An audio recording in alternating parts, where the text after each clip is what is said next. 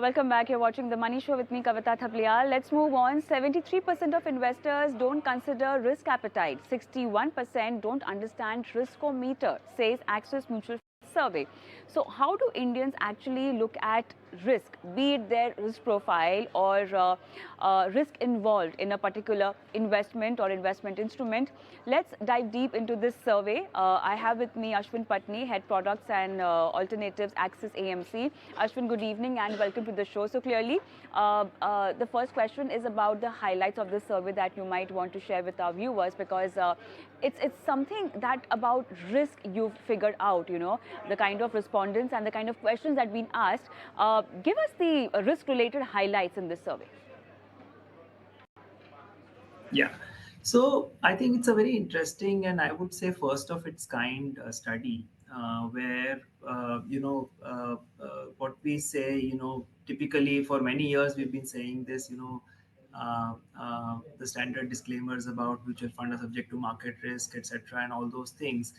But nobody has really made an effort to understand, and obviously we have a number of tools available to show, but nobody's made an effort to understand what the investor's perception of risk and what these various risk tools is. So the context was to make an attempt to reach out to investors to understand firstly, how do they look at the role of risk in making these investment decisions for themselves. How do they differentiate between risk which could be at an individual level versus a scheme level risk, and are they aware of some of the tools that are available to them these days, thanks to the standardization that has been created by SEBI, and now these tools are available to people across all AMCs to be able to carry out some of these risk assessments. So we did this exercise where we reached out to respondents to ask them a bunch of fairly straightforward questions around their understanding of risk and risk tools.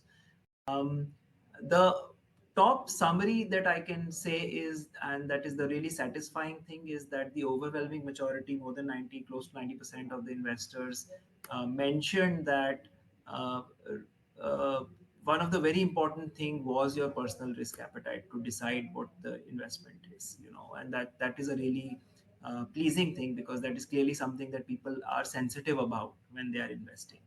However, the thing that is on the other side, the challenge is that while such a large number of people think that this is an important thing, but within this, a majority of the investors actually are not aware of the tools which are available, whether it is the riskometer, which is the scheme level risk, or the risk profiler, which is the individual risk. These are the tools that people are not aware or familiar about. So that's really the striking key observation from the review that we have done. All right. So clearly, Ashwin, investors are not aware about the risk protecting measures involved in equity products. So what exactly do they understand about risk that's involved in any kind of equity product? So currently, the report was more about how their understanding, checking their understanding itself. Of course, the way these tools work is nowadays quite standardized and very easy to understand. But I think the challenge was first and foremost to just understand that are people even aware that there are these tools which are available and they can use these tools to their benefit. And as I said, most of the people seem to sort of fall off short there at that stage itself, where while they intuitively know that risk is an important point in the consideration, but they don't really are not aware or familiar with the tools. uh, uh, as a result, what happens is that you typically fall back on the more things which may not be the best things, like historical returns, or looking at some of the other points, which could be more suboptimal. But I think the awareness of these tools is lacking. That's the main point which has come out in the. So Ashwin, after understanding the risk profile of a product that you must have explained investors, did you see any comfort level towards equity instruments? Because once you were surveying them, you might have analyzed their apprehensions, towards particular investment or equity product. After knowing that, were they comfortable or were they able to analyze their own risk profile? Yes, so I think the fraction of investors who understand this are much more confident of the kind of decisions that they are making, and I think they feel that it is helping them take better decisions.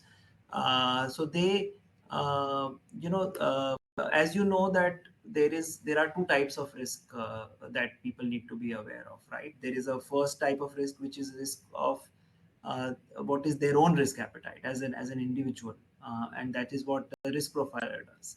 And then there is a second part which is the risk of, as you were asking about equity as an instrument. For example, if there is an equity mutual fund which invests into equity stocks, then there is the risk profile of that particular fund, which is comes out in what is called the RiskoMeter, which brings out clearly. So, for example, an equity fund versus a debt fund versus a hybrid fund, you can look at the RiskoMeter, can tell you the variations around the risk levels of some of these products.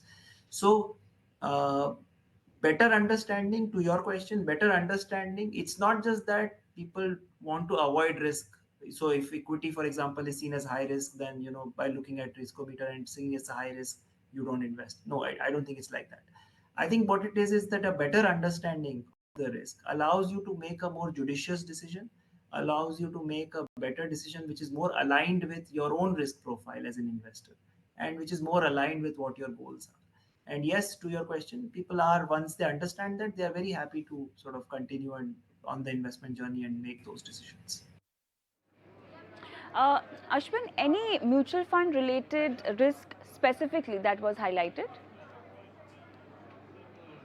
Not really, because if you see our focus of this survey, it was more about the broad tools which are available, and these are standardized tools. I think that's the most important thing, because it's not about, of course, as we as Axis Mutual Fund are doing this survey as a part of better understanding of our investors. But it is not that these tools that we are talking about is limited to a set of funds within Axis Mutual Fund or limited to Axis Mutual Fund. Thanks to as I was saying earlier, the decisions that have been taken by SEBI and at an industry level, now these are standardized tools which are available across all fund houses. So it was not about a specific fund. It is not about a specific fund house even. It's more about the fact that there are now these tools available, and investors can use these tools to their advantage. That was the focus of the survey that we were doing. As I was saying, just to sort of make a quick recap, I think we are still, as an evolution of our understanding on risk, we are still at a very nascent level as a broader population.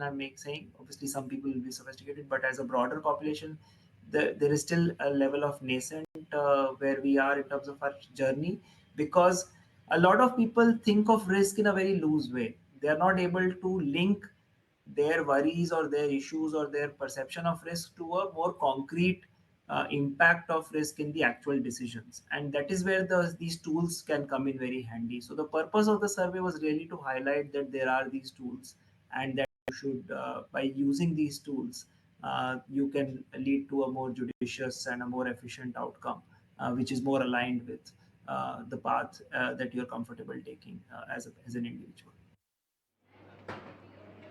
Ashwin, 66% respondents said that Riskometer actually helped them in assessing risk. Now, how exactly do you think they were able to understand Riskometer, and what actually came out on from the survey on these lines? So I think we have to take again a step back to look at that statistic, because what happens is that most people, uh, starting out itself, are saying that they are not aware of riskometer. So first of all, uh, uh, you know if I were to throw a number, 61% of the investors are not aware of what is a riskometer. Then obviously the balance are. So what you're saying is that the a lot of the investor population is getting dropped off at the initial stage itself because they're not even aware. Then you come to a set of investors which are aware, and then they use this information, and then when they use it, they find that they were helpful about it. So then uh, uh, within the investors who are aware and they used it, they found that it was helping them take a better decision. So that's really the power of these tools, that if you understand what these tools provide you, understand how to use them, and if they are not very difficult, that's the best part. These are reasonably easy and standardized tools. with a little bit of effort, almost most of us can sort of use them to get a broad sense of what we are going in terms of risk. And with that, people, when they take those decisions, that's what the survey is coming out, that people are happier and are more comfortable with the kind of decisions they make. Ashwin, respondents considering personal risk appetite as a factor while investing in are just 27%. You think the personal risk appetite knowledge is same across investment products, or it's different as per different asset classes? No, I think it's changed and evolved over time for sure. I think a nation of investors, we have come a long way in the last 10 to 15 years. We've had, of course, a lot of effort, including the mutual fund Sahi Hai campaign, and bunch of awareness initiatives by the industry, by the individual fund houses, to make people more and more aware. I think in the old days, with fixed deposits dominating life, was what's quite simpler for investors because these were very easy to understand instruments.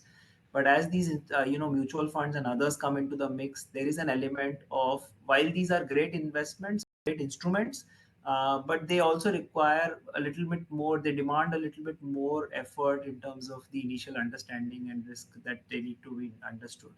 So to answer your question, yes, I think the journey has been definitely a positive journey. I think people have been more and more willing to go along for the ride. They've recognized the difference. I think we now have a reasonable sort of investee population in mutual funds who have been invested for a period of time.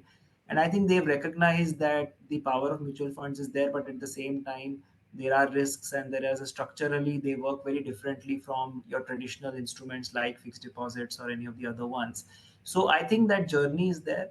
But at the same time, we should not become, I think the most important feedback of the survey is that this is not the time to become complacent. This is not the time to sort of, as a industry, sit on our laurels, or as investors think that because the mutual funds have given over the long term good returns, you can sort of just go and invest in any of the schemes. It is the time now to take it to the one step higher, to make this more and more useful and relevant to each of the investors.